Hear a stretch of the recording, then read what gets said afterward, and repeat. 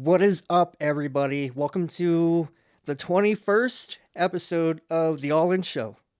And I got a great guest here. I don't know a lot about him, but I'm excited to learn today. But he is a business owner here in our beautiful city of Pueblo, Colorado. That's right. What is your name? My name is Aaron Aragon, and I am a native, born and raised in beautiful Pueblo, Colorado. Nice, man. Where'd you go to school at? Pueblo County High School, Can I ask what year? 1995. Did you play any sports? I did. I played some football. That was my passion. We were never very good, the Hornets, but it sure was fun. Did you do any other sports outside of Middle football? school, I played a lot of basketball at Pleasant View Middle School. We actually were a really good team.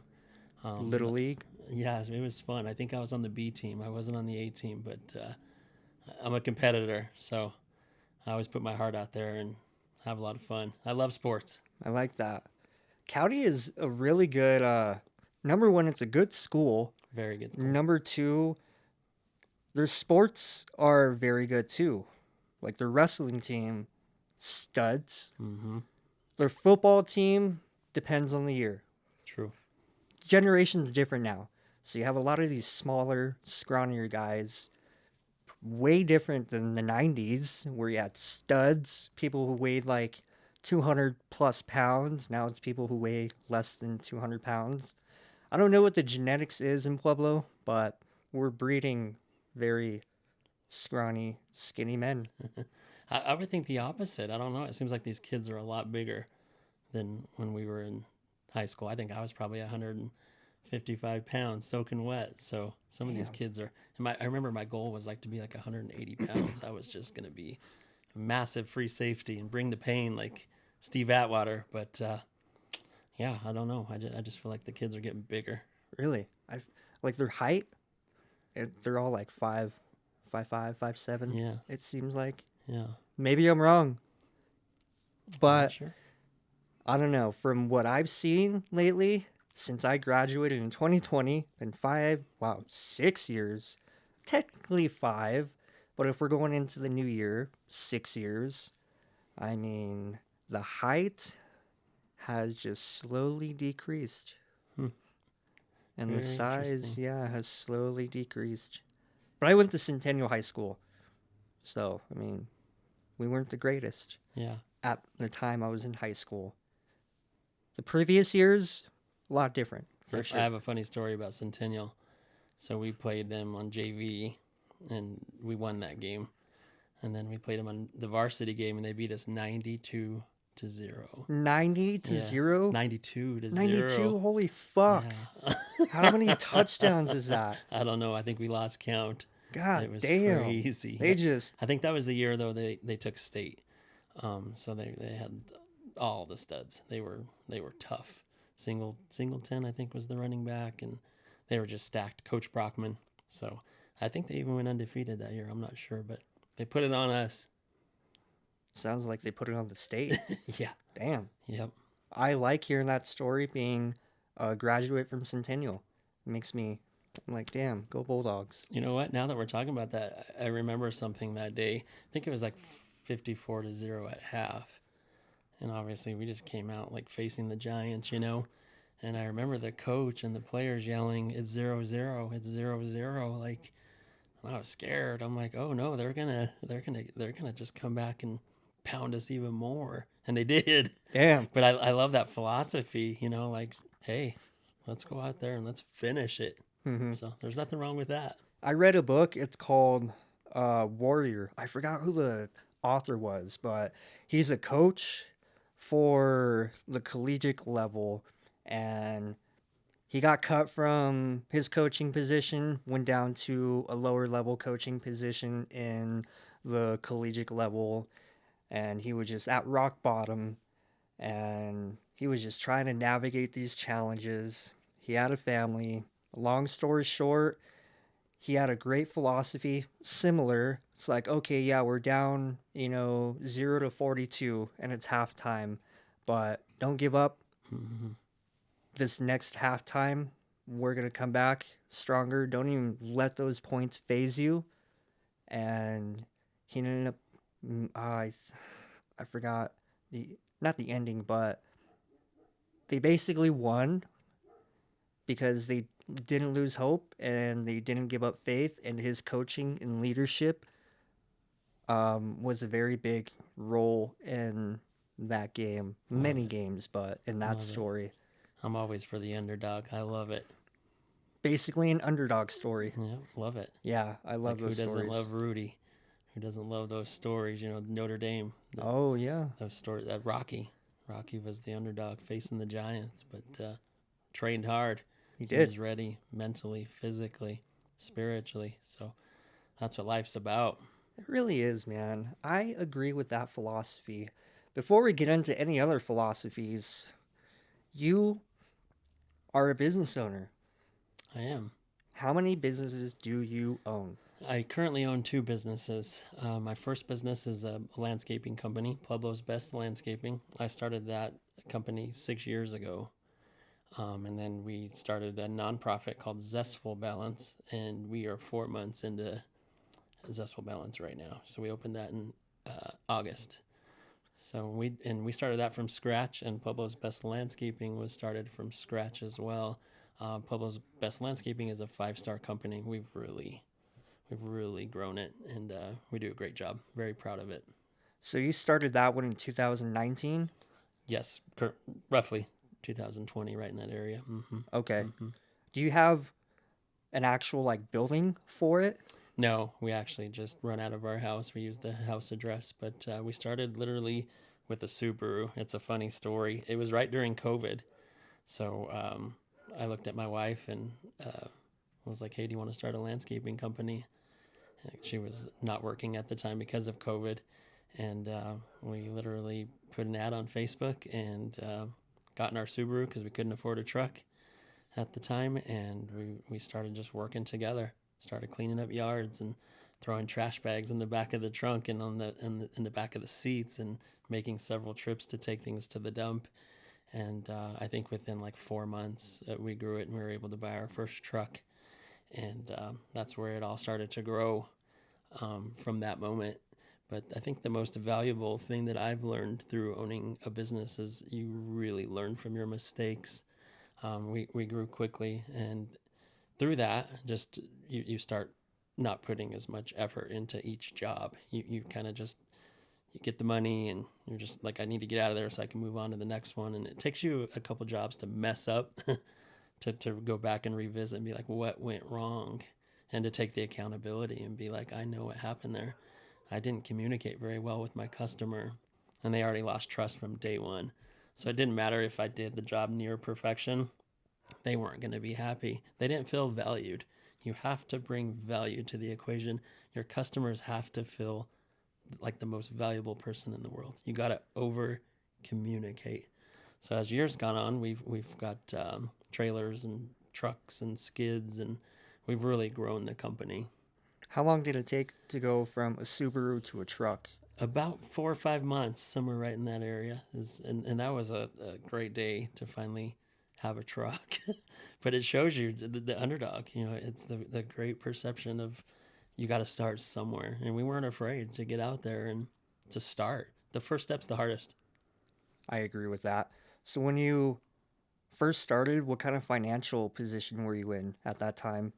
Good question. Actually, not good at that moment. Credit was not very good.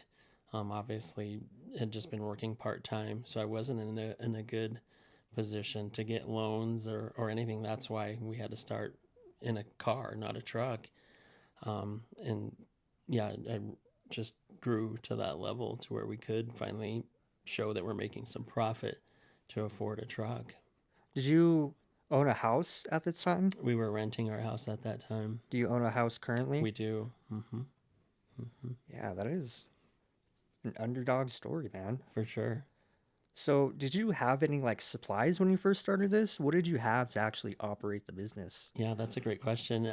The good thing about landscaping, you don't have to have a lot at the beginning. I mean, we had some wheelbarrows, some shovels, some rakes. I did a really good job though. Every time we'd finished a job, I bought a new tool, and I still do that to this day because tools help you finish jobs twice as fast, obviously. Mm-hmm.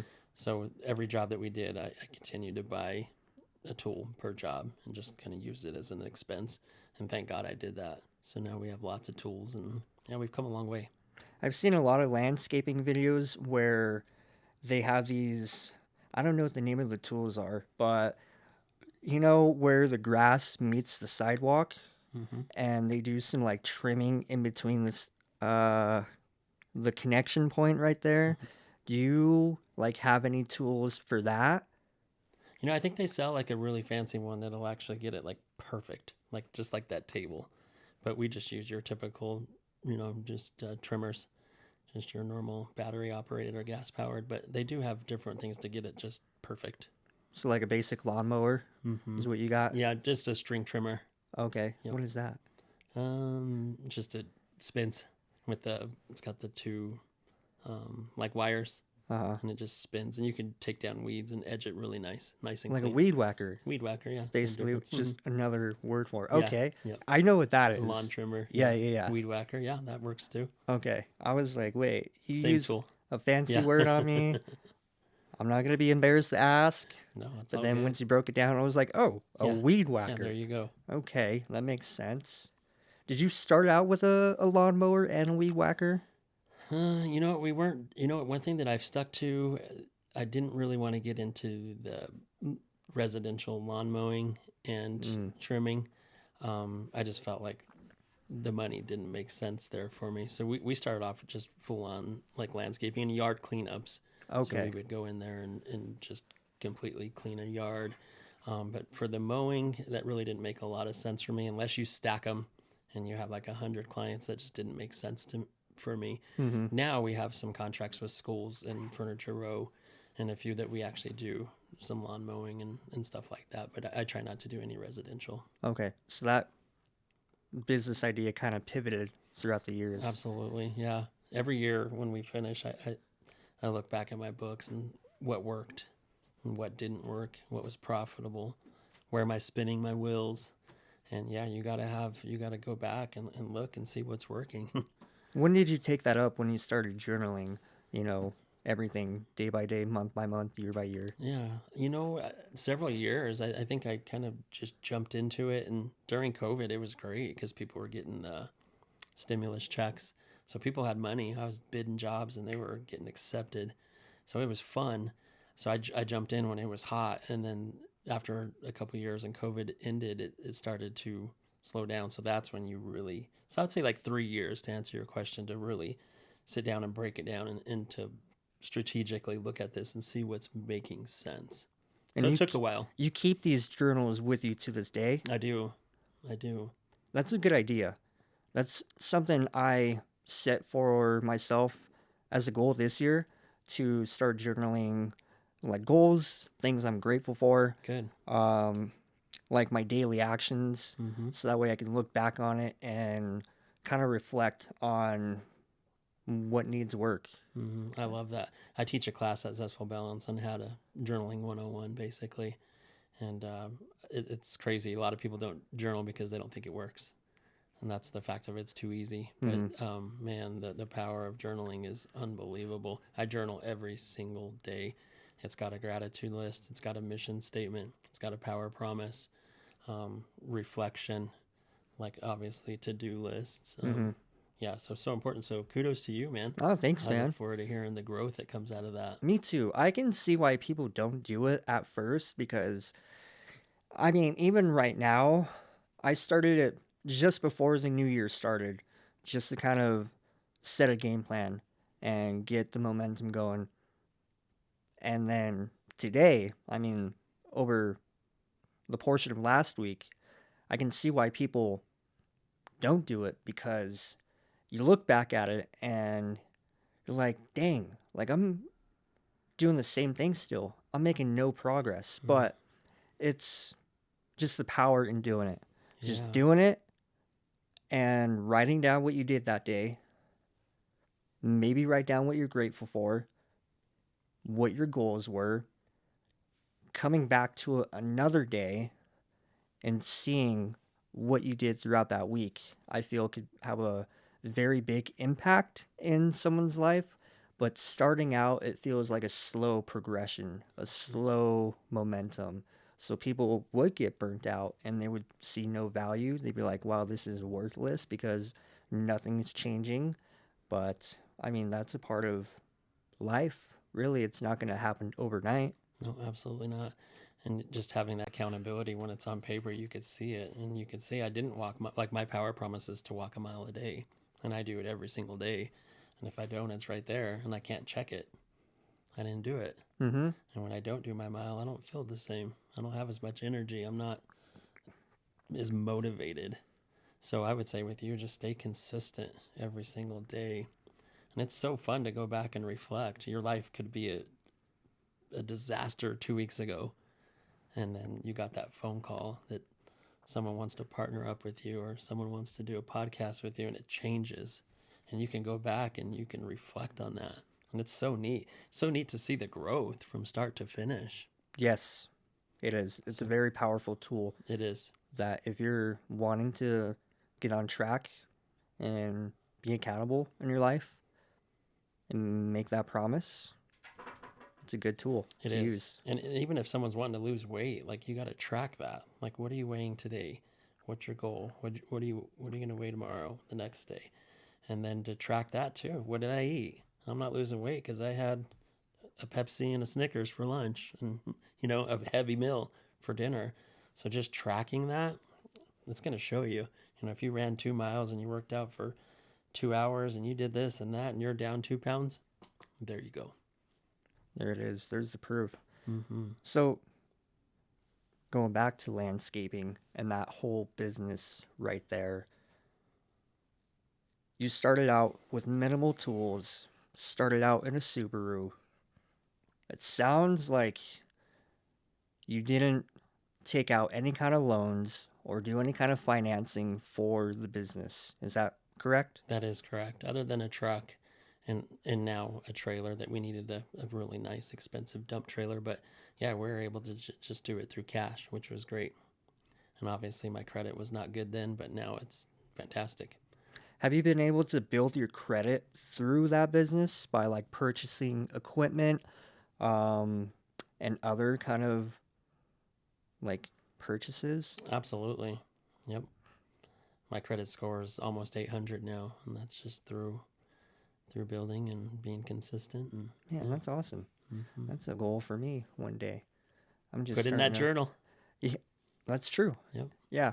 That's one of my goals for this year is to eliminate all that debt I have. It's not a lot, but the financial services keeps bugging me. They're like, hey, you got to pay this debt. Mm-hmm. I'm like, all right. And I look at my credit score and they're like, hey, your credit score went from a 600 to a 400 because you're not paying your debt. I'm like, oh, all right. Well, yeah, I should probably do that if I want to be able to get any kind of loan from any kind of financial institution. That would be a good idea. Yep. Credit's precious. It is very precious. Sure. A lot of people don't understand the value that you can use, leverage you can use with credit just by having a good credit score. Absolutely. So it's, again, another powerful tool. Yeah, it's nice when you just call the bank and be like, I need 10 grand. And they're Yeah. like, cool. Come by at 3:00, sign the paperwork, you're good to go. Yeah, I would love for that to happen in the future. Yeah. Did you have to like put a credit card, start an LLC, the whole 9 yards when you started that first landscaping business? Yeah, so I am an LLC, which my wife's great with the book part, so she takes care of all that. But yeah, that's how we set it up. And from day one, we just said, we're going to do this right. We're going to jump in with both feet, and we're going to do this legally perfect. And we did right from the start. It was a lot of fun until we had to pay taxes those first year. I'm but sure. Hey, but we were profitable. Yeah. And we had a record year this year, which is fantastic. And that was with me starting Zestful Balance, so I wasn't on every job like I normally am. So this was great to see how far we've grown. But I love my employees. We treat our employees like gold. They're like family. They all journal. I've bought them journals. And we have meetings and we go over goals. We go over where they're struggling. A lot of my employees are struggling. Sometimes I struggle. We all struggle. But when you build that relationship with them, it's just priceless. And there's nothing they won't do for you when you're that close. You know, they go above and beyond. And we're Pueblo's best landscaping. I always tell my guys we have to be the best. And sometimes when we're not, we sit down and talk about that. What went wrong? We're better than that. We gotta step up our game. Did you actually win an award for Pueblo's Best? No, that's just the That's name, just but, your. but we really live and die by that. Okay. So your wife's the bookkeeper. Yes, So she does all the accounting for the business. she does. Does she have any kind of like accounting background? Not necessarily, just through her. She was a paralegal for years and worked Oh, for attorneys and stuff, so okay. that helps. I'm very organized too. I do a good job of keeping all my files and stuff up to date and Yeah. all my employees and stuff, but she keeps us going. She's amazing. And she When likes to landscape too, which is awesome. She gets out there and drives the riding mowers and the skids, and she enjoys it. nice, man. When you say you were profitable last year and the previous years, what does that look like for you? Yeah, really kind of hard to break that down, but overall we've grown every single year, so it's like a ladder, which is great. You don't want to see the dips like the mountains. You Yes. want to, so we've been consistent with our growth. You honestly hit it right there when you said doubled it from the first year to the second year. That's kind of like what I was like asking with that question. I just didn't know how to like be specific with it. So you doubled from year 1 to year 2, and Correct. then you're seeing that just consistently throughout the years. That is correct. Awesome. Man, I like that because it's motivating. You're like, wow, if someone's doing it as simple as that, anybody else can do it, Absolutely. right? Yeah, just not a lot of people are willing to try. Fear. I teach a lot of things at Zestful Balance about fear. Fear is a liar. It's false evidence appearing real. But if we can face that giant called fear and push through, boy, there's a beautiful world out there for us. And so many people are bound by fear. Do you think when I started Zestful Balance I wasn't afraid? Absolutely, I was afraid. I've a lot of sleepless nights, and we're still not there, but we're building. But you have to face that giant, and every single day continue to show up every single day and work, work, work, work, work. So if anyone's out there and you're afraid, face it.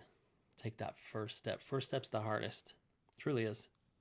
Did you come up with that acronym yourself? Or No, did you? I love that though. It's one of my favorites. I think I picked it up from a podcast or a book. I listen to a ton of podcasts and read a lot of books, audibles. What kind of podcasts do you listen to? I like Mel Robbins. Mel's my girl. I always say she's going to be my friend one day. Ed Milet, he's another one that's very motivating. Jay Shetty, another good one. There's a number of them. I try to listen to a podcast a day. Are they motivational speakers? Motivational, yeah, very motivational. Self-help, goal-oriented, fitness, I'm not familiar with them. entrepreneurs. No? Mm-mm. Yeah. Ed Milet would be a good one that you would like. I think anyone that would listen to Mel Robbins would benefit. She does a great job. She brings in doctors and gives you numbers, so it's just not fluff. Mm-hmm. She breaks it down. Like, this Nice. works. Yeah. This works. She has some great books too. Dang, I'm gonna have to check them out. How many employees do you have with that landscaping business? Right now we're slow and I don't do snow removal. So right now we've currently got 2, but peak season we're anywhere from 4 to 6. Do you think snow removal would be like a good addition to your business? I've never really got into it. I kind of do it more or less for the employees just to kind of keep them to keep up on their bills and where they're at. So we just do some residential, but I never have got into commercial. You need the right equipment and stuff, and it's just something I'm not really interested in. Okay. So you have a few contracts commercially, but you mostly do residential. On the landscaping side, Mm-hmm. mostly residential is correct. Yeah, and we do some commercial as well. I see, because like you were telling me earlier, that I don't know how it is now. So maybe you can give me some insight on how it is now that landscaping is a very demanding, not demanding, but there's a demand for it. If you have like a residential property and you can't keep up with the landscaping of it. So you hire a landscaper, Landscaper comes in, does their job, does a great job. Um, but there's billions of people who own homes that own, have grass. I shouldn't say own. They own the property, and the property has grass, and they don't have time to take care of it. So as far as now, do you guys do like lawn mowing, hedge trimming? What kind of services are you guys providing in the landscaping business now? We do a lot of hedge trimming. As far as that, like I said, again, I don't do too much with the lawn mowing. Once in a while, when we do like a massive yard cleanup, we can throw that in there too and fertilize and do that stuff as well. But try to kind of stay away from that. But more so on the zero scaping, we lay turf, which is awesome. Um, so yeah, not a lot with the mowing part of it. So is it more like designer landscaping? Yeah, that's one thing that's one of the reasons I got into landscaping. My mind could see it. I have that vision to see the arches and to make it look beautiful. And I take a lot of pride in my work. There's a lot of times I'll look at it and be like, I don't like it. Let's pull this up. Let's do this. And I think when the customers see that, like, they love that. You take a Okay. lot of pride in what you do. It's got my name on it, and Yeah. it's got to be right. And then I put all my pictures on Facebook before and afters, and Yeah. that's how we've done really well. People see, the before and the Mm-hmm. after, and they're like, "Hey, these guys are good. These guys do a great I job." see. I think I'm picking up what you're laying down now Got because it. when you think of landscaping, like what I was saying, you think of like mowing the lawn, trimming the hedges, making sure everything's pristine and flush. But there's also different services you can offer in landscaping, like laying down, what did you say? Laying down, Zero scape turf. yeah, laying down turf. If someone like wants rocks or like this rock line in their yard, they go and put the rocks there. So there's different services you can offer in landscaping, which gives it a pretty good diversification of services. So that way, it's not just strictly on, mowing this Yeah, I kind of grass. see where you're at. You're thinking more of like the lawn mowing and Yeah. the fixing sprinklers. Actually, I don't Mm-hmm. do any kind of sprinkler work whatsoever. When I first got in the business, we were doing that, and we were just spinning our wheels, constantly fixing sprinkler heads and stuff. So I'm one of the very few that I will not do any kind of sprinkler work, and that's okay. That's one thing that I've learned to where we're at now is it's okay to have your niche and to be really good at zero scaping and stick with that, Mm-hmm. and stick with turf because we're very good at it. We don't have to do all these other things. Just because I'm a landscaping company doesn't mean I have to do everything that everyone else is. You got Yes. to be yourself. Yes. Find out what works and stick to that and be great at it. Be the best at it. Yeah. So these landscaping jobs that you have, are they mostly homeowners, or are they basically all homeowners? Yeah, most of them are because obviously anyone that rents and stuff, they're not going to put a whole lot Mm-hmm. of money into. So yeah, a lot of first-time home buyers, and we do really well with repeat business because we do such a good job. Yeah. They call us back. They want us to come do the. We've done jobs where we've been there for several weeks into months. So we start off with the front yard and then we go into the backyard and go down the side of the house and add this and add that. So which is great. Have your prices fluctuated within different like economic changes? Absolutely. I remember when I first got in the business, your 10-foot metal edging. Are you familiar with that? Where you can kind of bend it and it Yes. keeps the grass from the rock. I Yes. think I was paying like $6 for a 10-foot piece of metal, right? And right now I think we're paying like $22. Oh So my that's more God. than tripled. Rock Dang. has probably doubled since I got in the business. Yeah. So yeah, obviously your prices you have to go up. Mm-hmm. Hmm. So what is the pricing for your services, and how does that kind of depend on like, could it be a day job, or is this like a job that takes a few days to get done? Most of our jobs are pretty intense, where they take several days. We're doing a whole entire front yard. Sometimes we'll go tear out grass and xeriscape it. So we're going to be there for a week or two. Turf is a long process. You got to scrape it. You got to lay class 6 road base. You got to tamp it. You got to lay your landscaping felt. And you got to stretch it. And you got to pin it. I mean, so there's a lot to it. So most of our jobs are several days.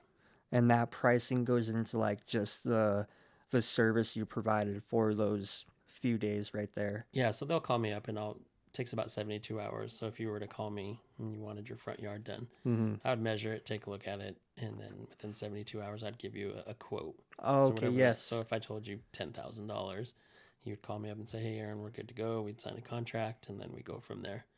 That was probably the hardest thing. I'm glad you asked that question. When I got in the business, I think if you talk to anyone that owns a business, bidding, finding, trying to figure out how to price it is brutal. I mean, nowadays things have changed where you can jump on ChatGPT or there's other cheats and stuff that you could do. But Mm-hmm. when I was in the business, you just kind of go out there and try to figure out your man hours and okay, oh, it's going to be $3,000, and may it cost me $2,700 to finish this job, so I made $300. That doesn't work, right? But that's how Yep. you learn. Yeah, and then you got to throw this price out there and be like, okay, I bid this right. So there really isn't an exact science other than trial and error. Yeah.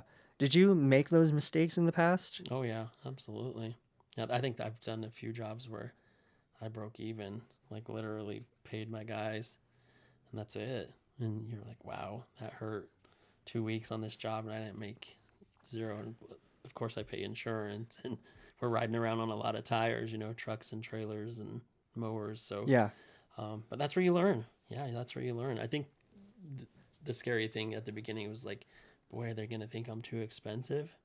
Like, they're never going to hire me. But after that, you don't worry about that. You're like, either they take it or they leave it because I can't do it for free. That's 100% right.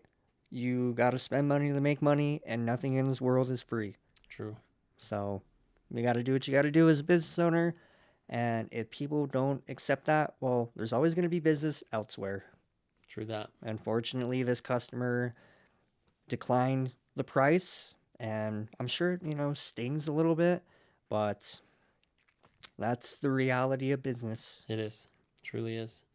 And as you grow, you see the customers you want to work with and the ones that you're able to maybe fudge the price a little bit to get in there. And they're super grateful for you and it's very rewarding. What we do is awesome. Mm-hmm. We change people's lives. They can go out there and have a cup of coffee or just enjoy their yard and just be at peace. Don't have to get home from work and go, go fix their yard and do this and do that. It's done. Just enjoy. Yeah, man, you're dropping some knowledge on me I didn't even think about when it came to being a landscaping business owner. Love it. That is an interesting point of view because you got to have a mission, you got to have a vision and why you're doing it. Absolutely. I'm glad you said that because now it gives me a deeper understanding of why some landscaping companies do what they do. They don't do it for the money. They do it because like maybe one time or once upon a time in their life they had a house or they own a house currently and they don't like the way their yard looks. Hmm. And they just want to go outside and have a cup of coffee. Yeah, or a barbecue, invite some friends over. Yeah, a lot of my customers have cried and became friends with them, or just great big hugs and thank you. Like, yeah, that's the best part of it. Love it. Priceless. That's sweet, man. So when it comes to this contract and the bid's $10,000, do you accept that payment upfront or is it paid in increments? That's a good question. I'm sure people do it different, but we require half down. So I would get $5,000 from you right then and there. Helps me pay for all my materials and some of the labor. And then once we do our final walkthrough, and then that's when I'll get the remainder of the balance, the other 5,000. When you first, I shouldn't say when you first started gaining traction and you started making these higher bids, and let's say this bid was $10,000, they want rock, they want all this stuff that's going to require me to go and purchase this Mm-hmm. material. What did you have to do if you didn't have that money, but they paid you up front with $5,000, but you got to go and buy the rest of the material, and the rest of the material is more than $5,000? How did you navigate that challenge? Yeah, that's a great question, especially for people that you were kind of wanting to reach out to. Yeah. Yeah, you're going to have that money yourself to, you can't really go, I mean, you could go back to your customer and ask them for more money. How's that going to look? Something I've never done. So as I built, I had enough money to cover it. So that worked out good. But that is something that people are going to want to know, because if you don't have an extra couple $1,000, you're going to have to figure out a plan. Mm-hmm. But so we were able to cover that on our own. How long did it take you to get to that point in the business? I would say within like a few months. Like, COVID was great because people were home, okay? So people wanted to go drink beer on their patio or sit in the porch and just enjoy their yard. So we were jamming. We grew fast. I mean, we were just knocking out job after job after job. So I was blessed to get in when I got in. Mm-hmm. So you couldn't really say that now. So we were able to be very profitable our first year. COVID had a lot of, I mean, obviously it had a lot of unfortunate circumstances, but it also had a lot of benefits to it. I've heard a lot of similar stories through COVID where, times may have been tough, but the person thrived. True. That's exactly where we were. 100%. So that's, dang, man. Again, underdog story. Yeah, for sure. Right there. So what kind of equipment do you have? Do you have like do they call it an excavator, or pretty much like machines to push around the dirt to smooth it out? Or do you do that all by like hand? Is it all like, what do they call it when it's like just the person doing it? Just like your excavating part of it, like your Outside of the excavating, where it's just like all manual labor outside of like the excavating part. so like rakes and shovels. Yeah, and just yeah, kind of really yeah. getting the grade. Yeah, Is that kind of what so you're do you searching for? have like excavating equipment with it, or is it just all like manual Yeah, no, we labor? have a mini skid, which is cool. It's one of the ones you stand up behind, and you could get a perfect grade with it. Okay.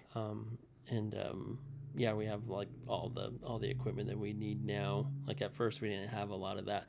I would actually subcontract a lot of that out to people that had skids, Mm-hmm. or rent one, but that eats up your profit really quick too. I'm sure. So again, trial and error. You live, you learn.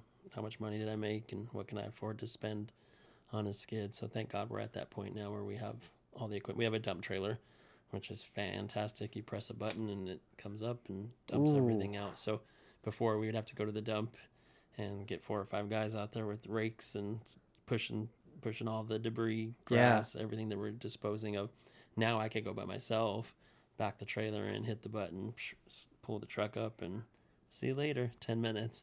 So it's so important again to have the right equipment.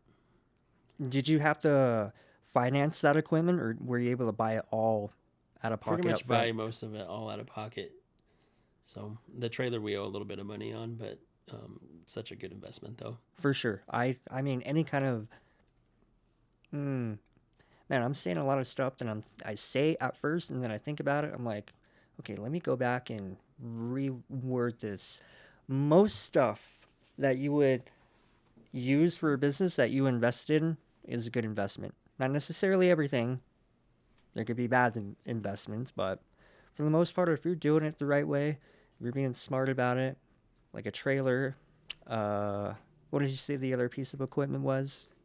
The raker, the one with, Oh, the stand-up skid. yeah, I don't know where that art Like came a from. mini skid. The small mini skid, yeah, Mhm. good Yeah. investments. I always tell people too, is like I like to buy money makers, not stuff that take your money like boats and motorcycles. All that stuff's fine and dandy.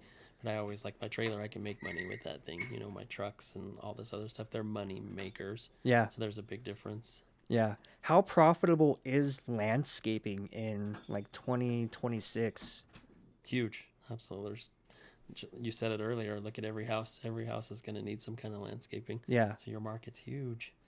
Even when I go to other states, it's just amazing to see all the bushes and stuff that it's all money. Is it $1 million business in Pueblo? It can be. Yeah, it definitely can be. Absolutely. There's some big landscape companies here, a lot bigger than us.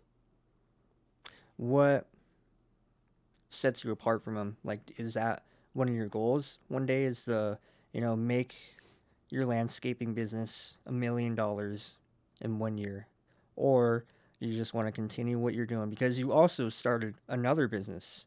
Correct. So that plays a lot into, you know, how you operate this business and your outlook on it. But is that something you want to do for this landscaping business? I love that question. I think that's a great question. My passion right now is more on Zestful Balance.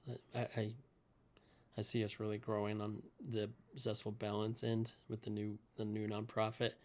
Um, so eventually, I think my goal would be to sell Pueblo's Best Landscaping in maybe 5 to 10 years. But to say that I wouldn't want to build it to $1 million, yeah, I definitely would want to. Mm-hmm. Just don't know if I have that much time and energy to maybe do that right now. So we'll Yeah. see. But we'll continue to grow it. Yeah, or maybe one of the younger kids that work for me will have some ambition to maybe jump in and maybe partner up. And who knows? I think that's probably going to be the best case in the future, the best outcome. You see a lot of people who want to get into business, they don't know what to do. The best situation you can put yourself in is work for a business that you either Mhm. thinking about starting a business in, or you didn't even know you wanted to start a business True. and you're in this business, but now this person's selling this business is highly profitable, Mm-hmm. you're going to gain all their contacts from it, and you're like, wow, I already know, you know, how to landscape, I know how to operate this, I've been working here for years. Mm-hmm. Like, all right, yeah, I'll buy it from you, Yeah, kind of thing. that would be awesome. That'd be something I would love to do eventually. We'll see. Never know. What would you sell it for Well, in I have the no next idea. 5 years? I have no idea. That's a good question. I feel like that. I figure there's a lot of equipment, a lot of Mm-hmm. tools. There's a lot to it, so it'd be worth a good price. So never really sat down and ran the numbers, but I can only imagine. I Yeah. mean, with all the equipment and the clientele, right, the reoccurring customers, it plays a lot into the valuation in a absolutely, business. absolutely. Do you mainly like work in the city, or do you have most of your customers in Pueblo West, in the county? I see a lot of people who live in Pueblo West who um, get landscaping done because, you know, it's all dirt out there and they want to make it look nice. Right, and they have a lot of acreage, so Mm-hmm. yeah, it just varies. And sometimes I feel like we work a lot in Pueblo West, and this year we were in town a lot, so it just kind of depends. But we do stay within Pueblo West. We don't do Okay. Springs, or I have had a lot of calls Springs, Fountain, Denver, but yeah, we've never Canyon City, but have never pursued it. I see. There's enough here. There is, yeah, there's plenty of business in Pueblo. There's True. a lot to do, a True. lot of money to be made, a lot of customers to make satisfied. Pueblo has some good business. Absolutely. I don't care what they say about Pueblo. True. I don't care about your opinions. I live here. I know what the city is like. Sure, there's some bad apples, but that's not the whole bushel, you know? I just came up with that. I like that. Right there. It goes fitting with the chilies. Yes, Yeah. that too. Yeah, I think people are surprised when they actually come to Pueblo. We volunteered for the bikes that came in, the grassroots. Yes. Yeah, are you familiar with what Yeah. I'm talking about? We helped out Adam on that project, and I was talking to people from Denver and up north, and they were like, Pueblo's beautiful, like your Riverwalk, and we just have a stigma. But once Yeah. you come down here and meet the people, and Pueblo's awesome. Yeah. It's home. It'll forever be home. I absolutely love Pueblo. Yeah, if you can tune out the narcotics, the homeless, the crime rate per capita, the people who actually grew up here, not to say that, you know, the ones who were involved in these issues did not grow up here. They just ended up taking a bad turn in their life and they're going through some difficulties and challenges that is very hard to overcome.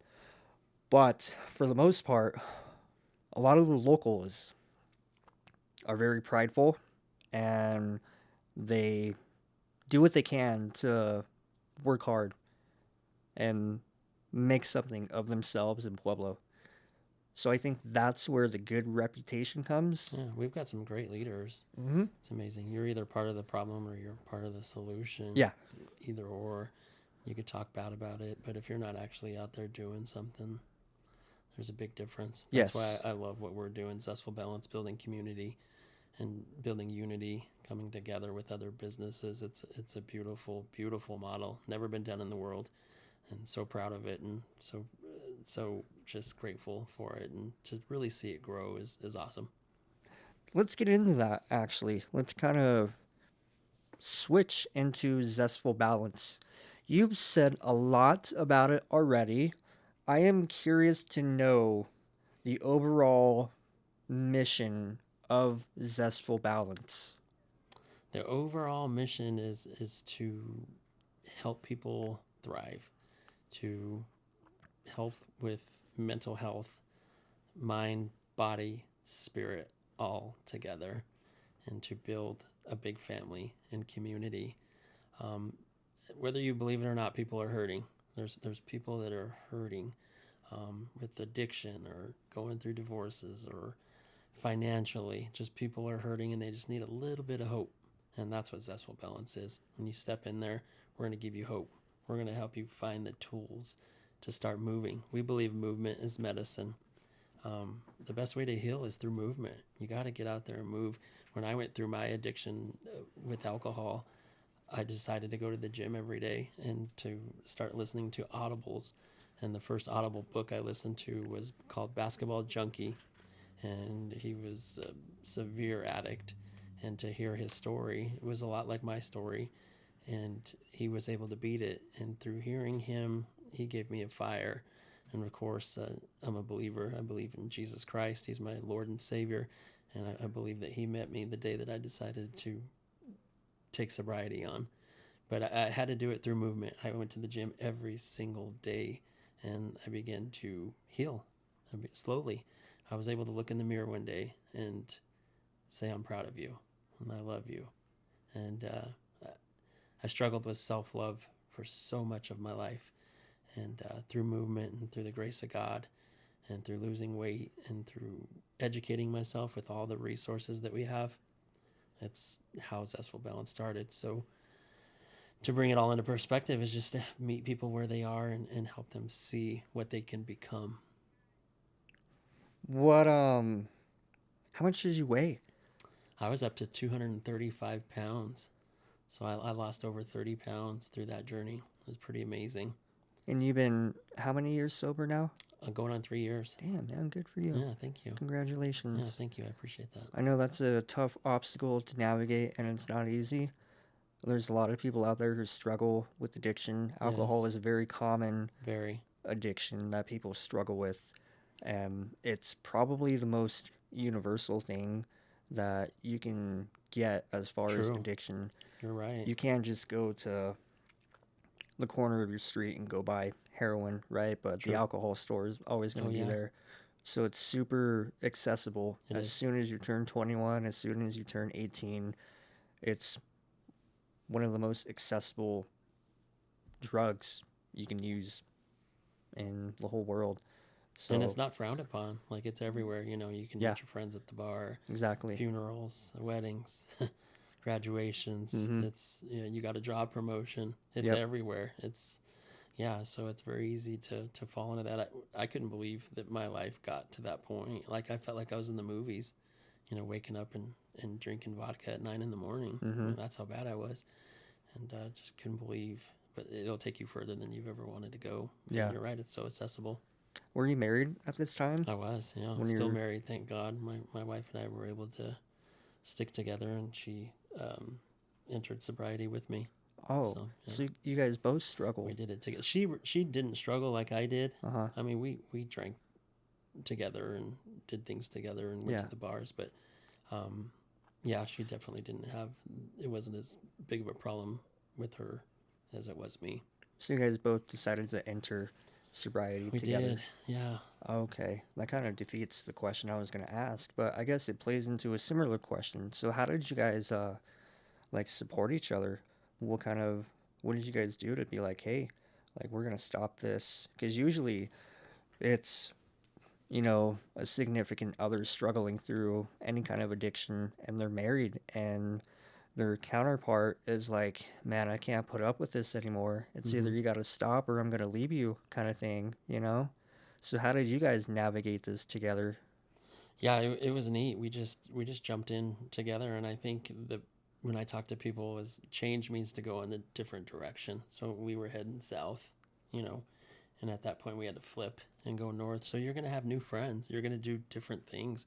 We just started going to the gym together. We started going to the mountains together. We started doing a daily devotional together, a marriage devotional together, um, and just that like, the clarity that came through it was amazing, and our strong love just only got stronger. Yeah, we still had to deal with all the ramifications of the past, but we were able to move through those as a team. Obviously, God played a huge role in that as well, just getting on your knees, asking for forgiveness, and a lot of apologies. Burned a lot of bridges through alcohol. I don't know of anyone that you can honestly say like, yeah, he's a fun alcoholic or he's a great alcoholic or they're awesome. Like, no, it's ugly, it's evil, and it's embarrassing, and we were able to beat that. That's powerful, man. So you guys both held each other accountable. We did. That speaks volumes. Yeah, and for what we've done in 3 years is unbelievable. To launch Zestful Balance and to have such a healthy relationship, marriage, and just with all the leaders within Pueblo is just unbelievable. Unbelievable. The clarity that comes from sobriety is just absolutely beautiful. Man, I want to find that kind of love one day. Awesome. You will. I hope so. I like that. Yeah. Good energy you're throwing at me right there. Jesus, Yes. you heard the man right Keep here, on Aaron. praying. Yeah, Keep on praying. exactly. Absolutely. So, what kind of services are all in Zestful Balance? You mentioned a few of them. What else that is different from your typical gym? Yeah. So keep in mind, this is one of one. This has never been done in the world. So we are so proud that we were the first to ever do this. So we are a gym. We have easy to use gym equipment. So obviously you could just come in and use it as a gym. We offer personal training, which is all part of the membership fee, which is $35. But you get a personal trainer. He's there on Mondays and Tuesdays. We have a lady that does it on Thursdays and Saturdays as well. So you get that too. So you have someone that can get you in there and teach you things that you're doing wrong and things that you need to be doing, help you with your nutrition. We offer a bunch of classes from yoga to Pilates to Zumba, journaling classes. So we're getting into the mind too. One thing that's super cool is we have 2 licensed therapists. So if you're a member, you can go talk to one of our therapists. You have to set up a time with them, and they'll take you and help you. So we are so grateful for our 2 licensed therapists. And keep in mind, everyone that works for Zestful Balance they do it out of the kindness of their heart. That they're not getting paid. It's all volunteer because they're passionate about what they do. So it's a beautiful model. So there's no excuse. You could come in, you can work out, you can move, you can get therapy, you can go to classes, and we're like one big family. So there's nothing like us. So you can't compare us to any other gym. We're much more than that. And not putting any other gyms down, but there's just so much more. We're just a big canvas. Does that volunteering part go into the nonprofit? It does. Okay. So it's a business, but how is it also a nonprofit? So how we work is through sponsorships and grants, and then through our membership. But we're able to keep that price so far down because of sponsors. Like Clean Eats is one of our sponsors. Stephanie. Yep. Stephanie, if you're Mm-hmm. watching, Yep. you know what's good. I've invited you. Haven't heard back from you. You said you were down. Love it. Let's get you on. I also want to have a conversation with you. I've been doing very good. I'm paying my insurance. All right? That's awesome. I love that. Cornerstone Roofing, Rory. He's another one. We were fortunate to get T-Fiber, T-Mobile. That's another one. So we're able to do all these things because of our sponsors for Pueblo. We're Pueblo strong. All these people, they see our mission and they want to jump in. We're going to partner up with the CSUP, the college. They'll be sending some students over to be doing some personal training, nutrition stuff. So we're bringing in some kickboxing. Yeah, we're just so broad. My goal at the end of the day is to have like 90 different classes available at some point, Okay. from art to poetry to a book club. I mean, as long as we have the instructor, let's do it. That's the Yes. way I feel about it. I have a few questions. Okay. We'll go one by one. So, if I can remember them all. So let's go into the sponsorships. So, did those sponsorships, did you gain those first before you opened up to actually finance it all, or did you have to find financing for all the equipment and everything that you needed to actually, do the renovations on the place? Yeah, we were able to open through us getting a loan, and thank God for Pueblo's Best Landscaping. So they're a diamond sponsor. They're able to.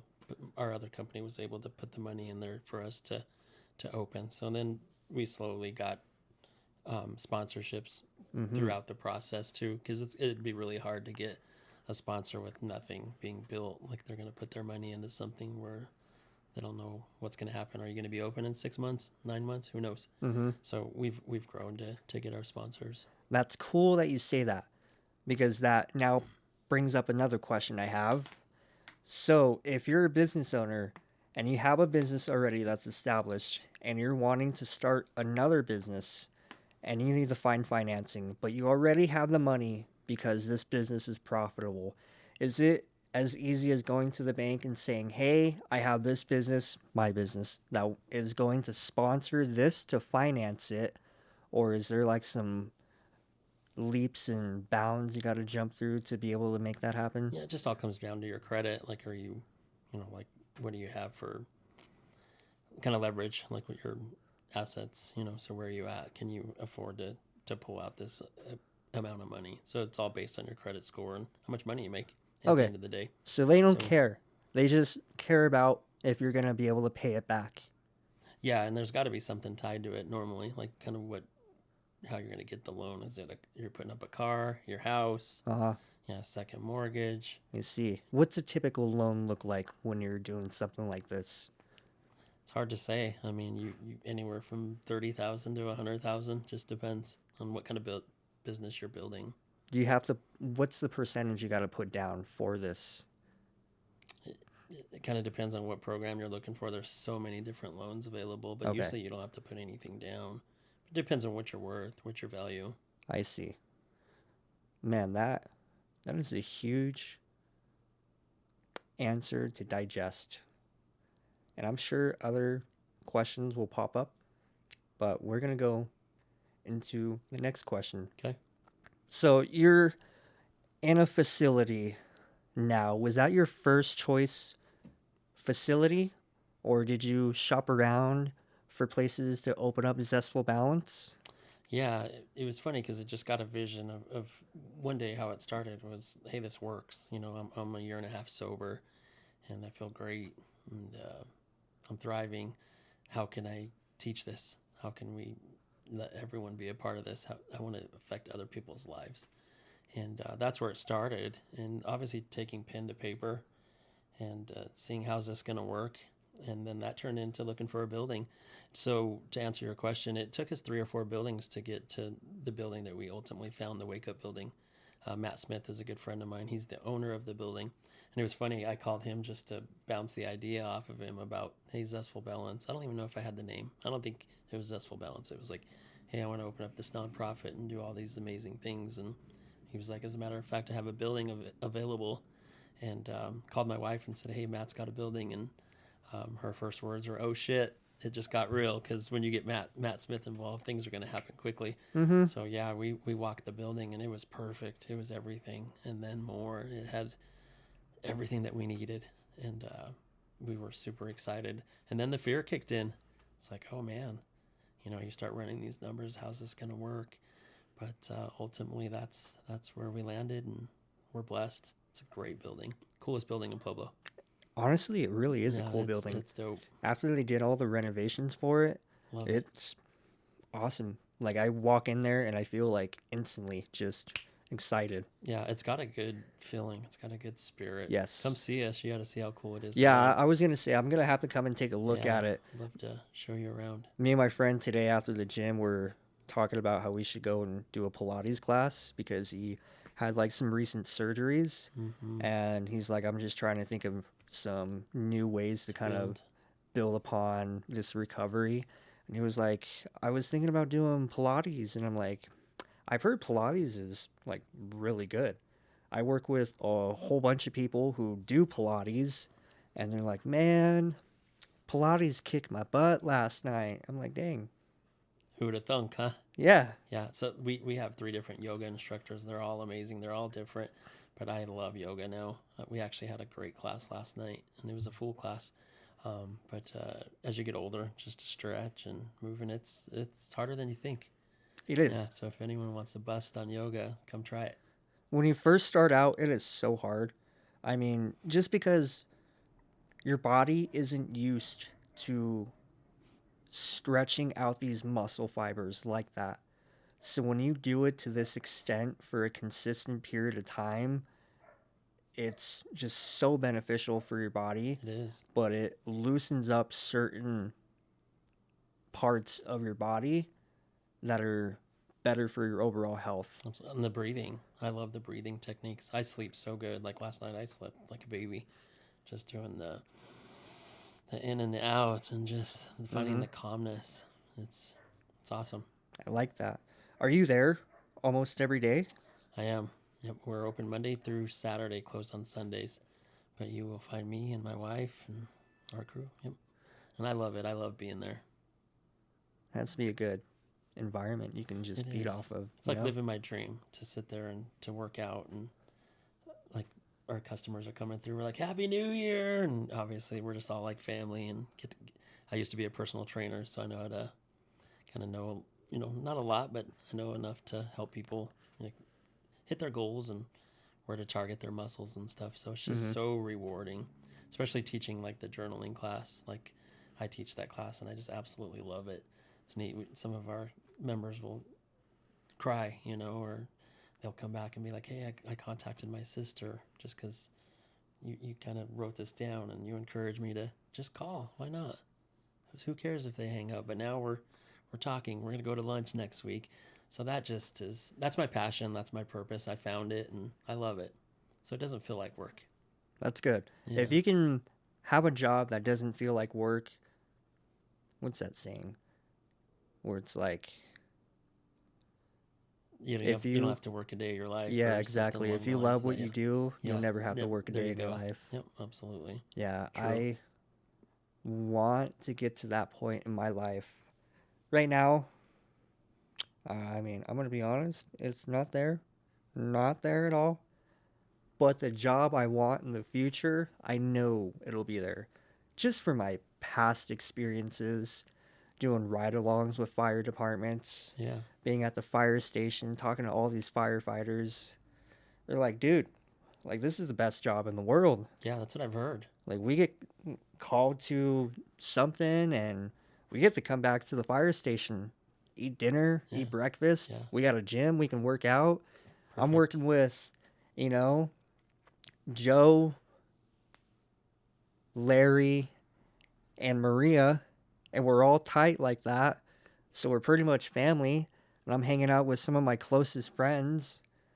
And it's like, we're actually going to go have a barbecue for Larry's son's birthday on Saturday. So it's like, dang, like you're not going to be working a day in your life because you just love that job so much. Find your passion. Find Exactly. your purpose. Find your why. That's so important. Super important. So important. And there's so many people that don't know. They don't know what they want. They don't know what their purpose is, their passion. But through journaling, through all these things, you can find out real quick. I was going to say, because people don't take the time to actually sit down and figure out how to get to that point they want to get to in life. It's hard to figure out what you want in life because not everybody knows what they want in life. And I mean, you can write down, hey, I want this, I want this. But I mean, it's a process. It is. Well, it's like a map. It's gotta be detailed. What do you want and how are you gonna get there? That's so important. And I read a book. I can't remember who wrote it, but it was like the problem is, I think it's Dale Carnegie. He's like, most people don't think. Like if you just really sat down and just thought and think, at the end of the day, reflection, like, boy, you're gonna be powerful. is to really think about. Begin with the end. How's this going to play out? Yes. At the end of the day, how's this going to play out? What's my plan? So it's Yeah. so important. Like with you, with firefighting, it sounds like you're making some connections, right? Mm-hmm. With different, like the chiefs and just different people, right? Yeah. Yeah. So what's your process to begin? So you got to have your EMT Okay. minimum to apply to any fire department. So I got my EMT right after Good. high school. Figured out it was found out. I learned it's very competitive and very hard to get onto a fire department just because there are thousands of people who also want this job as well. Mm-hmm. Despite the shortage in firefighters, there's a lot of people, a lot of young people just as ambitious as I am who are competing for this same job. So for me, it's going to these departments, going to these stations, talking to firefighters in Pueblo, Springs, Denver, La Junta, even South Carolina. I networked with a firefighter in South Carolina who also runs a podcast. It's called the Justin Carter Podcast. He talks about like the mentality traits you should have or character traits you should have of being a firefighter, but also sharing similar character traits with other people in different similar jobs like the military, Okay. firefighting, Yeah. but how it plays into the bigger picture. So pretty much like a lot of the stuff we talked about and how that plays into being a good firefighter.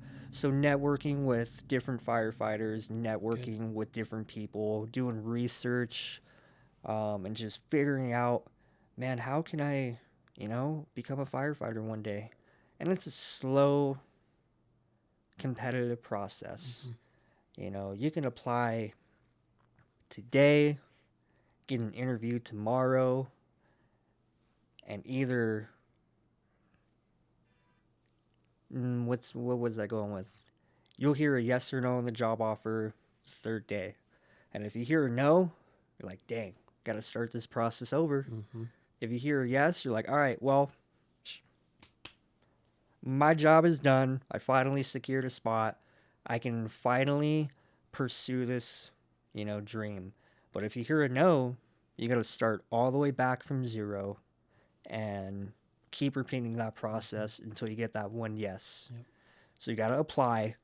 It's super long. The process is very long. You got to stay current on your EMT. Can't let that expire. If you see a job posting, you're like, okay, cool. I got to test for this place. I got to send in all these certifications. I got to wait to hear back from them. Once I hear back from them, they'll tell me the next steps. And it's like, all right, cool. Well, now I got another interview, but I'm also interviewing with 300 to 600 other Wow. people. That's a lot. Yeah. So Pueblo is around like 300 plus people. Springs, around like 600 plus people. Just applying for 30 positions. So it's super competitive. Sure. And that's kind of like, long story short, that's what it looks like. That's how I'm Every doing. no gets you closer to a yes. Yeah. Remember that. Yeah, that's You know true. how many successful people heard no more than they've heard yes? Tons. A lot. So keep on grinding, man. Tons. Yeah, And thanks, connections. man. The power of connections is incredible. We have met so many cool people, but being out in the community meeting people is where it's all about. So with you, meet as many firefighters as you could possibly meet and pick their brain. Yeah. Yeah.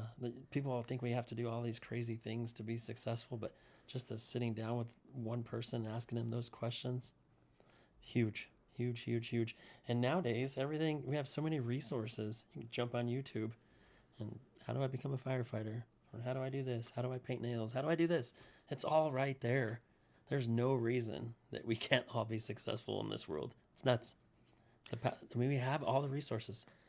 I agree with you, but I also think that it comes down to the initial actions you take. So we do have all these resources, and you can easily, like I was saying, you can go and click a YouTube video of how do I become a millionaire in 2025. Mm-hmm. But number one, they're not going to tell you exactly. They're going to Right. like beat around the bush, but they're not going to tell you exactly the steps you need to take. That's where connections, like you were saying, is very important Huge. because you make those Huge. connections, you get the questions that you want answered, and then you figure out how to go from there. Um, And of course, you got to have the drive, but usually if you're searching, you're hungry. yeah. So, I mean, that plays into it. I think people aren't, they say they want to do it, but they don't. They don't do it. True. They lack True. motivation, Hmm. which is weird because we live in a day and age where people look on their phone and like, yep, I just saw David Goggins running. Yeah. I'm so fired up right now. Tomorrow. Yeah, exactly. Yeah. When Yeah. it's I like, always say movement starts motivation. You're never just going to get motivated. You have to move towards it. Movement equals motivation. and it kind of all plays into the discussions where we've been having is it's a slow progression, but it takes that initial action to make that progression.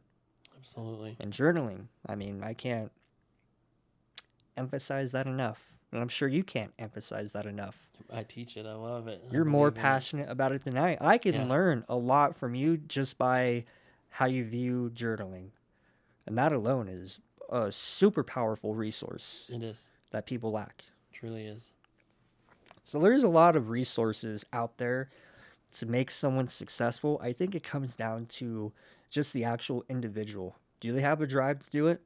Do they have the you do got to have a slight bit of motivation, but it just comes down to are you hungry enough to pursue this? Mm-hmm. You True. know?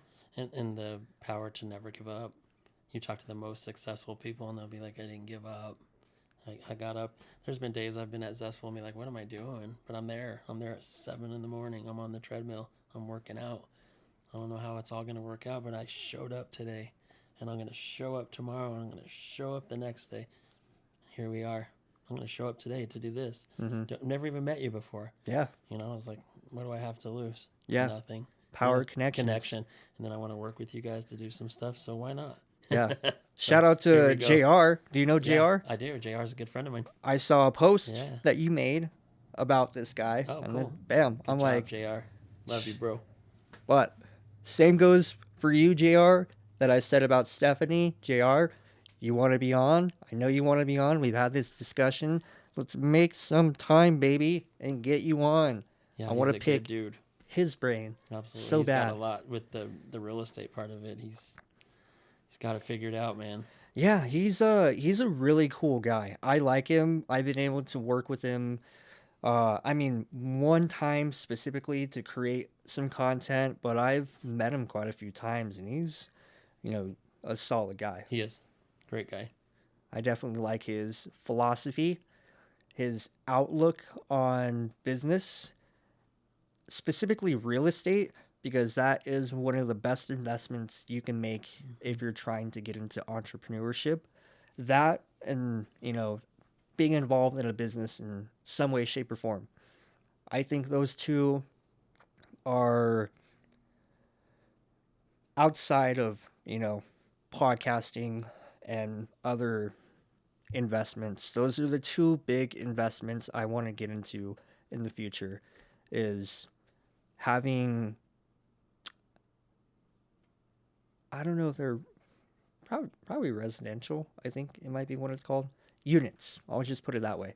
Have a specific number of units rented out, but also outside of that, be involved in a business where I'm not the business owner, but I was an investor in this business and I believed in this business, and we're gonna make it work.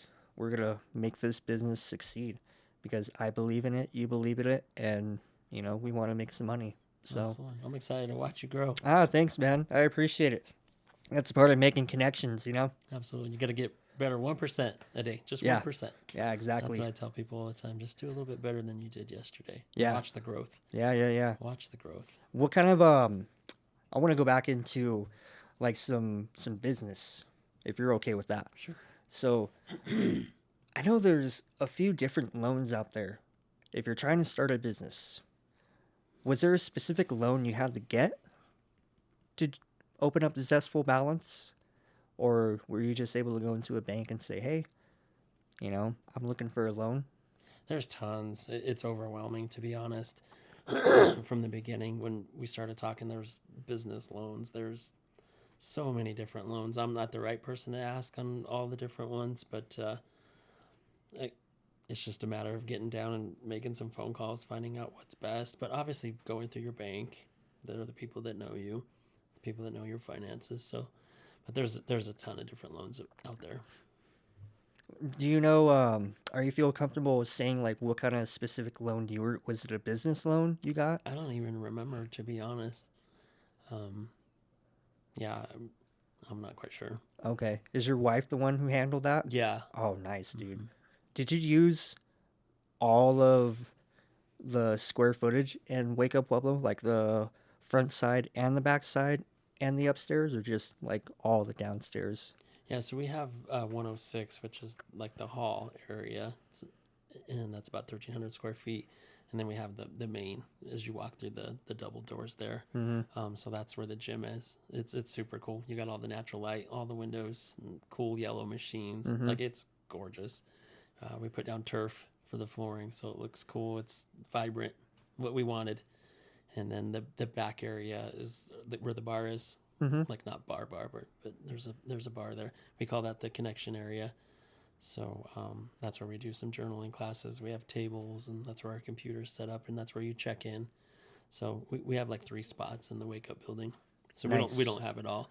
We don't use the auditorium or anything upstairs. Okay. Matt and I have talked about doing some cool stuff up there, but we're both busy with everything right now. But eventually we want to do some stuff up there. Yeah, it'd be cool. Yeah, I'd it'd love be to very see some cool. more events go on Yeah, over there. us too. Definitely. Such a cool spot. It is. How since you've been open for 4 months, Correct.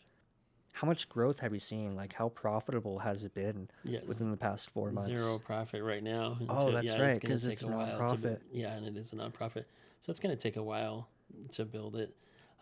Definitely completely different than landscaping. Yeah. Nonprofit to a profit building business is night and day. So we've learned. I'm learning every day. Yeah. Every day. I'm interesting. I've never heard of a business start open their business through a nonprofit. So that's interesting that you did that. So going back again from that question I had, just to kind of put it all together previously in our discussion. So you found a loan, but you also got sponsorships to open up this place. Correct? Correct. Okay.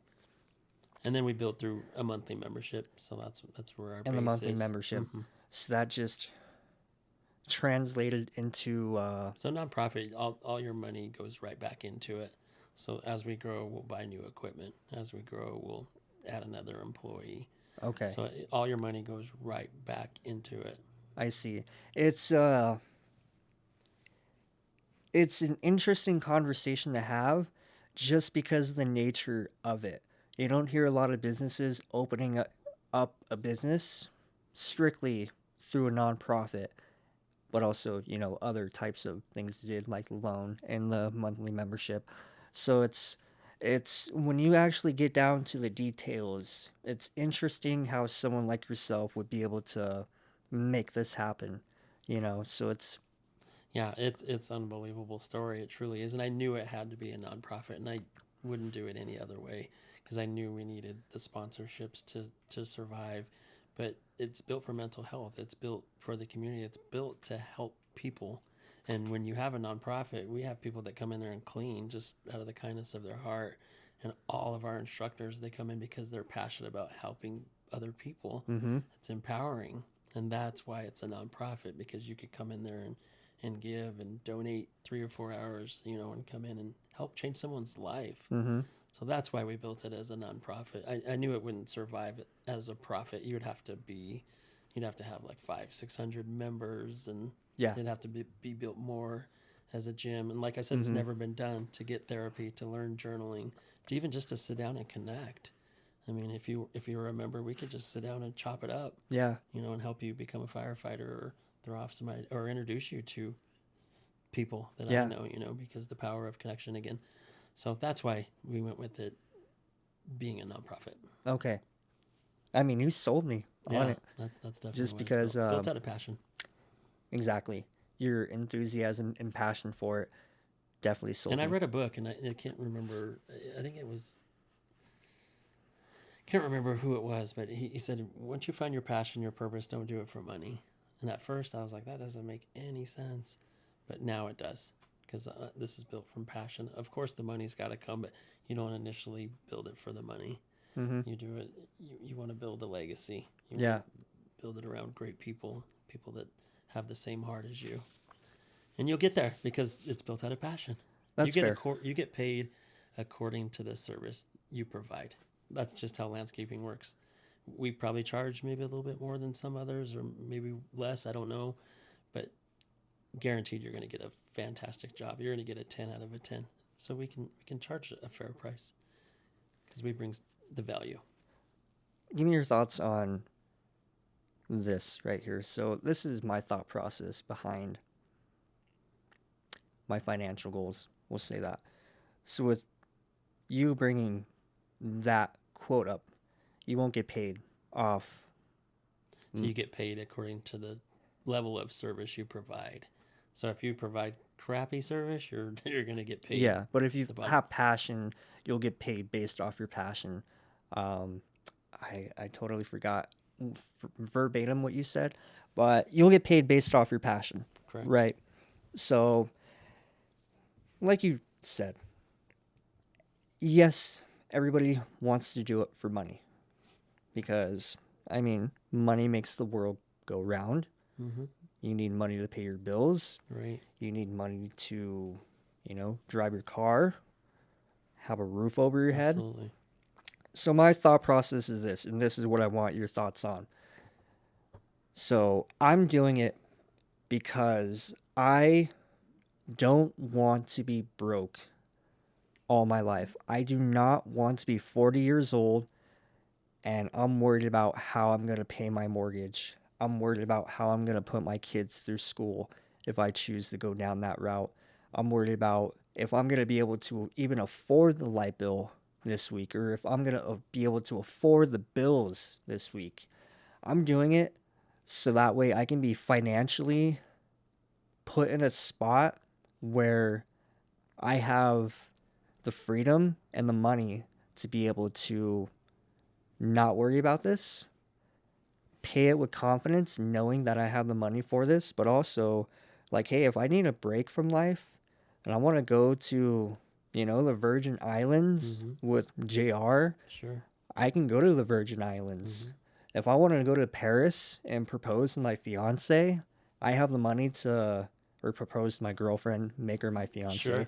I have the money to buy Right. like a 10,000, I'm just putting numbers out there, a $10,000 ring and pay 10 grand for a trip to go to Paris so that way I can make this a special moment. Sure. So I am very passionate about that future. I'm very passionate about how can I learn, financial literacy, financial principles, and just the knowledge you need to be able to make that vision happen. What are your thoughts? That's deep. That's deep. I believe you can do anything you want if the want to is big enough. So how bad do you want it? That's what it comes down to.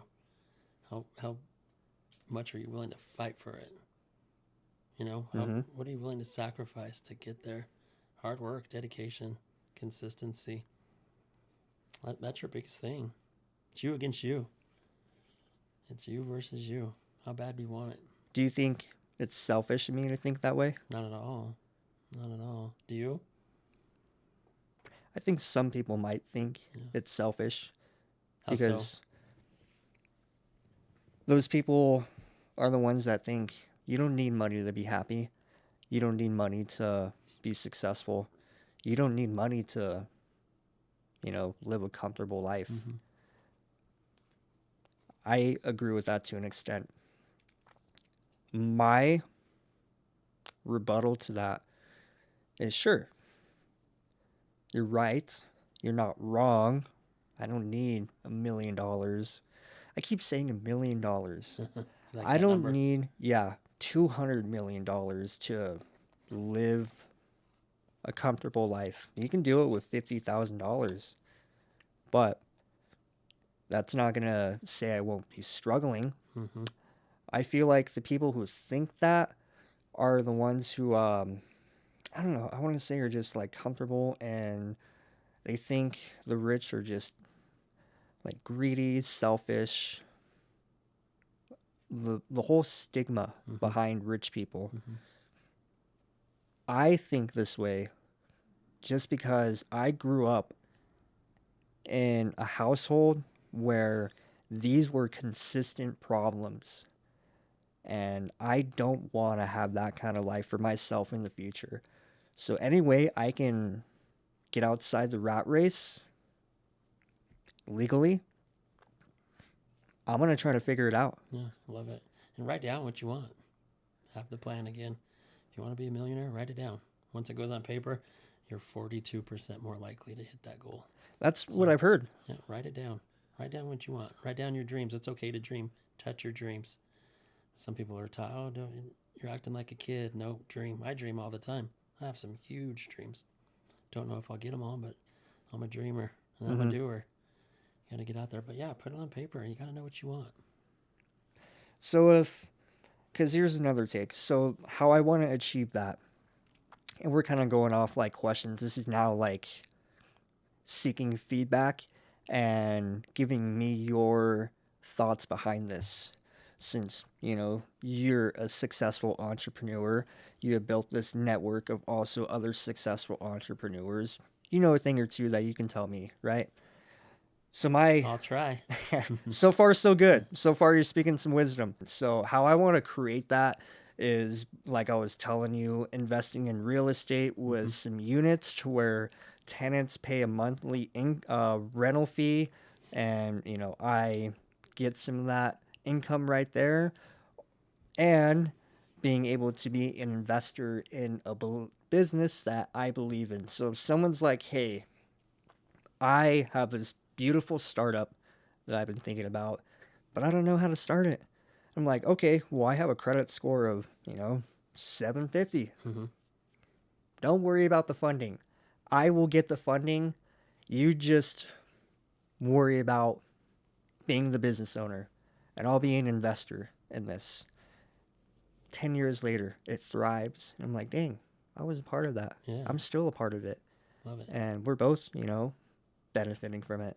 So those are really the two big ones outside of, like I was telling you, content creation and other investments that I think is feasible to be able to make happen.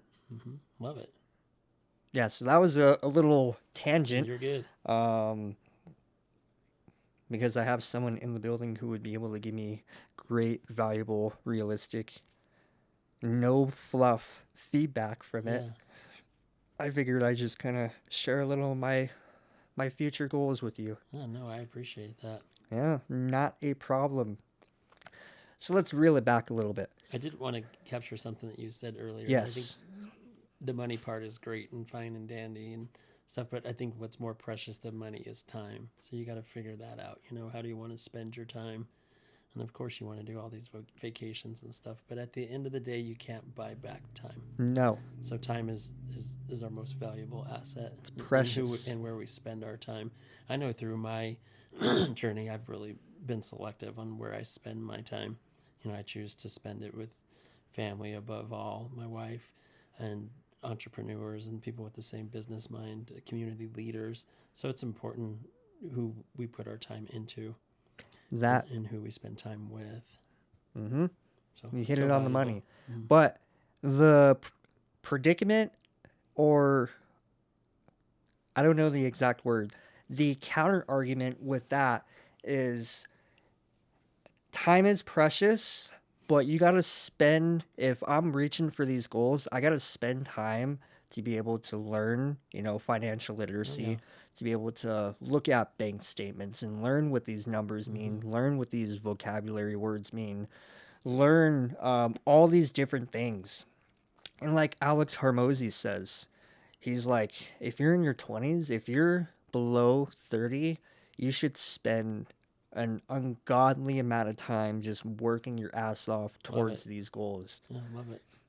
And it is so frustrating because you got to, you know, balance that with having time with your friends, to having time for yourself, to having time with family. Mm-hmm. And it's like, well, I don't know how I'm going to make this work, but I'm going to just go with the flow and see what happens. And you do have to work your ass off. Like I have busted my ass to get to where I am Mm-hmm. today, for sure. And like I tell my employees, you guys just get to go home and do whatever, but I get to go home and do payroll and run the numbers and see what worked and what didn't work. So there's a countless amount of hours of being a business owner. Successful balance. We sometimes we have to stop at midnight. Be like, we're done. We're tired. Call it a day. Mm-hmm. Come start again tomorrow. So Yeah. yeah, you are gonna work. It's not gonna come easy. How do you plan on franchising Zestful Balance? Well, how do you plan on bringing it to other locations? Yeah, once this is a proven model, that's definitely in my goals for 2026 is to at least start eyeballing the next state that we're going into. We're thinking Colorado Springs, Denver, somewhere close on the first one. But I don't know when that'll happen. But as this model grows and meeting the right people, I think it's just a matter of time before we get a second location and a third and a fourth and Mm-hmm. a fifth. But first things first, we have a lot to do with Zestful Balance here in Pueblo. So we'll continue to work it and grow it and go from there. What does that model have to look like for that to happen? Yeah, X amount of members. I don't even know what that would be. Very profitable, which we're not right now. Um, X amount of sponsors, whatever that looks like. Some big sponsors, Yeah. maybe some of your Pepsis, Cokes, something like that. And thriving. Yeah, people, success stories, people losing weight, people, just hitting their goals. I see leaders coming out of Zestful Balance, prominent leaders coming out, their marriages being saved from Zestful Balance, people, hitting their goal weight. Yeah, just growth, all around growth. That's why it's built. Watch people grow. You're very passionate about this. Very. What was the initial reason why you started this? To never see anyone go down the road that I went down myself through addiction. Yeah, it was tough. It was tough. There was a part of me that when I was stuck in that addiction, I didn't even care if I died. It was that bad. Wow, man. Yeah, it was That's deep. tough. It was dark. It was ugly. And to watch someone come out of this, and I've never gone to rehab or AA classes or anything. I was able to, through the grace of God, I was able to beat this just through movement. That's why I built it. Movement is medicine. Moving and reading, podcasts, audibles, healthy connections. So yeah, if I can help people find the best version of them, that's it. It's worth more than any amount of money. So after you had this thought, did you immediately write it down on paper? Oh yeah, oh yeah. I still have all the paperwork too. It's cool, like just throwing stuff out there.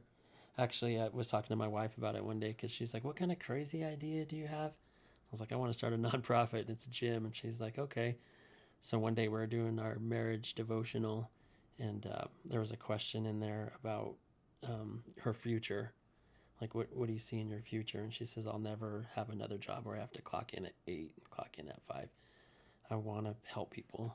And when she said that, I was like, wow, then Zestful Balance really became real because it was like she has the same passion, which I knew we're married, but I didn't realize like she was that serious about it. And from that moment is when we really just countless amount of nights just figuring out how's this going to work? How can we do this?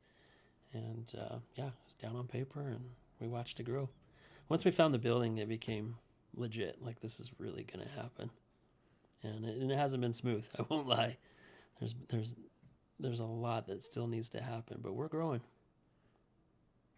Pen and paper, man. Yeah, that's cool, dude. I like that.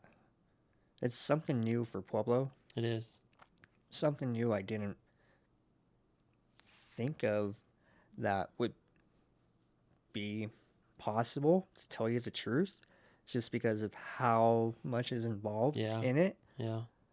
But now hearing a deeper understanding of it just gives me more confidence in your vision Mm-hmm. and how it's gonna look Yeah. Thank you. within the That's next few awesome. years.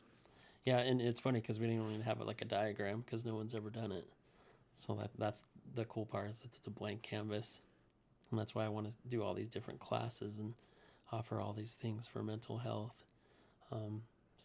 It's so broad, it's so exciting, and I believe it'll change Pueblo forever, It's gonna go a and it long way. already is. To see what it's doing for the members, It is a big issue in the whole world, mental health, it and is. it's hard for people to open up about it and seek help. Mm-hmm. So to have a resource there just for how much was it? 30, $35 a month. 35 Mm-hmm. bucks a month, Mm-hmm. and you get all these resources, Yeah, it's built including a to help, therapist. to get you to succeed. Yeah, the therapy is unbelievable. That these two ladies came to us, said, "Hey, I love what you're doing, and how can I help?" So cool. Yeah, we didn't even know from day one that we were going to be able to offer basically free therapy. Warms my heart talking about it. It's Yeah, cool. It's cool. I like And that, therapy man. is expensive. It is Yeah. too expensive. I think Mm-hmm. that's one of the big reasons why people don't go and seek it. True. Or shame. They think it's bad. But I Mm-hmm. tell people all the time, it's like a car. You know, we got to maintenance ourselves. You know, it's like you got to change the tires, you got to change the filters, and that's Yeah, what therapy is. Getting in there and figuring out what's working, what's not working. Where do I need to improve? Do I need to lose some weight, or do I need to get out this anger? And that's what I love about journaling. I always tell people you got to get what's in you and put it on this paper. Get it out of you and get it here. Sometimes I uh, just dump. It's like a brain dump where I'll just get my journal and I'll just write I'm mad, I'm angry, I'm sad, I'm confused, I'm upset. And like 5 minutes later, I put it down and you wouldn't believe. Feel free. mm-hmm. I just got it out of me and onto this piece of paper. I've experienced Yeah. similar, Yeah. yeah, Awesome. emotions when it came to journaling. I was having so many thoughts that I just needed to get down on paper, and then afterwards I felt better. Really? That's Yeah, great. Do you do it often? not in the way that you just expressed, Okay. um, but in the past when I did have just so many thoughts going through my head, not Mm-hmm. necessarily bad. I just wanted to get my thoughts on a piece of paper, how I felt that day, what happened, everything. Yeah, absolutely. Yeah. I felt way better. Yeah, it works. My employees, they thought I was funny, and when I gave them journals, and they're like, "This doesn't work," and they all have come back to me and be like, "Oh my God, this works! It's so cool." They're like, "I feel better." And another thing we teach too is to your to-do list. Write it down before you go to sleep. Everything you need to do in the morning. By doing that, it's equivalent to taking a sleeping pill. Like you're gonna sleep good because it's all right here. You know what you have to face tomorrow. Man, you're just spitting some shit Good. that is so true because I have also had similar Yeah. experiences like that. Yeah. And I got to be more consistent with that. So I'm glad you said that because now that makes me have to be accountable for myself and do that. So that way I get the most bang for my buck. And it's a habit. It'll turn a good habit that'll continue to go on and go on. Bad habits, good habits. Mm-hmm. And once you get in that consistency, you'll do it forever. Consistency is key, Yeah, my it friend. is. Absolutely. That is important. One more thing we'll get into Okay. before we get out of here. So I'm going to give you a little scenario, Okay. okay? And as an experienced business owner, I want you to guide me through what either you would do or what I should do to be able to make this business breathing, living, profitable. Okay, so kind of like, I guess, a game to an extent, but not necessarily. So the scenario is I have a business plan. I have it down to a T, X, Y, and Z. I'm going to start a soap business, a Okay. body wash. I got this Sweet. next best body wash I'm going to bring to the market. It is better than uh what is it, Axe Sasquatch? or Yeah, or okay, like I don't check. Axe Yeah, or Dove or any of these other body washes. This is made from the minerals that make you younger, right? So I have mm, it all in my business love it. plan. I know where I'm going to source this. The thing is, I have this great idea I've been putting a lot of work into, but my credit's low. I got a 400 credit score, if that. I haven't checked my credit recently. I checked my credit. I'm like, whoa, I thought it was 400. It's actually 320. Mm. Well, there goes that idea. I can't go get a loan. I don't know a lot of people, but I know this guy who owns a business, Mm-hmm. and I know this loan officer, and I also know this real estate investor. All right, how am I gonna fund this? I have no clue. I want to give up now, right? So how am I gonna fund this? What should I do first? If I have this great business idea, this great plan, and I want to bring it to life, but Find I have no way of funding it personally. What find should I it. do? Find an investor. Find like a J.R. Chavez, someone that. I'm just throwing out a name, but you got to find an investor that believes in this as much as you do, that has the capital to start you. And if they're an entrepreneur and they love it, yeah, you got a great chance to make this fly. Now, is that investment going to pay for, all the equipment? What are they all going to be paying for? Yeah, you better have your numbers figured out. You know what it's going to cost to start. You know, is it 20,000 for this, 40,000 for this, 30,000 for this, $100,000 just to get the ball rolling? But you better be sharp. You better have your numbers together when you meet with this investor Mm, and know where you're at. I need to have everything down to a T. Yes, you do. So if I'm coming to you and I'm like, hey, I would love your help funding this, what part of it are you going to fund if I have all the numbers? Is it going to be the main thing that needs for it to get started? Or is it going to be like, all right, I'll give you $20,000 and you just go and buy what you need to, you know, get started? Or I'll, put $20,000 down on this loan so that way we can get, this $100,000 loan from the bank. What would be your Everything's process? negotiable in business, so it just depends on who you meet with and how they want to work the numbers. But yeah, I would be as detailed as you possibly can be, and know who's your competition Mm. and what's the end game. Where are you going to grow this? How are you going to grow this? Amazon. What does that look like? But the more information, the better. Are those two good options you can use? Number one, asking for $20,000 for them to give me, and then I go do with what I please. Or number two, asking them for, a down payment on this loan of $100,000, so that way, the bank gives me 100 grand, and I can go and do what I need with it. So hard to say. I mean, it just depends on how you want to work this. You might even want to look for a partner, that's Mm-hmm. to partner up with you. Again, if you can pitch your vision and if it makes sense and if you can find someone that shares that vision, that's your ace in the hole right there. That's the most important part. Absolutely. Yeah, and, I and if, agree. if they see the passion and see the vision in you, and if they can, maybe they'll rally up behind you. But I don't know if you could put any kind of numbers on that. It's all kind of Just depends. negotiable. Everything's business is negotiable. You could get a good Yeah. deal or a bad deal. Yeah. Depends. How do you cipher through what's a good deal and a bad deal? Good question. Yeah, probably through success, through failure, through running it through the right person, an attorney. I mean, Yes. another savvy businessman. So, again, it's how much you put into this. Everyone wants to start a business, but how hard are you willing to work to Mm-hmm. get it to fly? Yeah. Yeah, like And Successful Balance. Boy, this was crazy because no one's ever exactly. done it. And we had to meet so many different people. We had some great meetings and some not good meetings, and we've been told no and been all over the board, but we got up and did it again. So keep keep fighting. And I've expressed this before.